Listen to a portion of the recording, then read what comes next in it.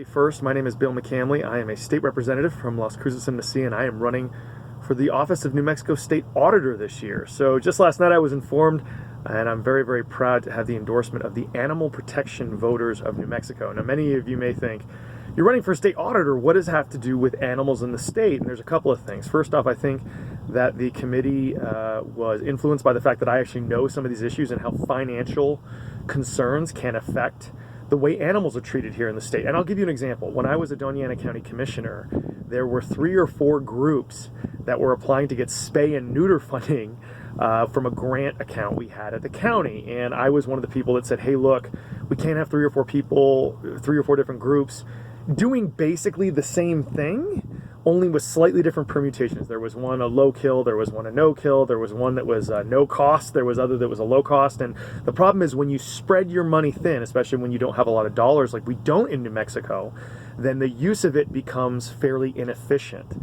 And so one of the things I can look into as auditor is, are we using all our money for animal control services in pounds and that sort of thing in every city and county? Are we using those dollars most efficiently and effectively? And since I kind of have experience in this in the past, I think they like that. The second thing is I want to be proactive in working for animals and to do less cruel things throughout the state from a cost-benefit perspective.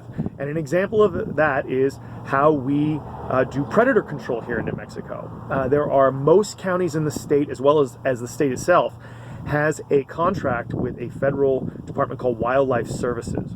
And they currently use a lot of the dollars that we give them to exterminate coyotes, prairie dogs, cougars, etc. and so on when there's a problem. And this, though, isn't really based on science. And for instance, the Scientific American last year had a very good article about how just killing coyotes over and over again doesn't really create a safer livestock scenario here in New Mexico because, or anywhere in the United States, because coyotes just reproduce really, really quickly as soon as they're shot a lot.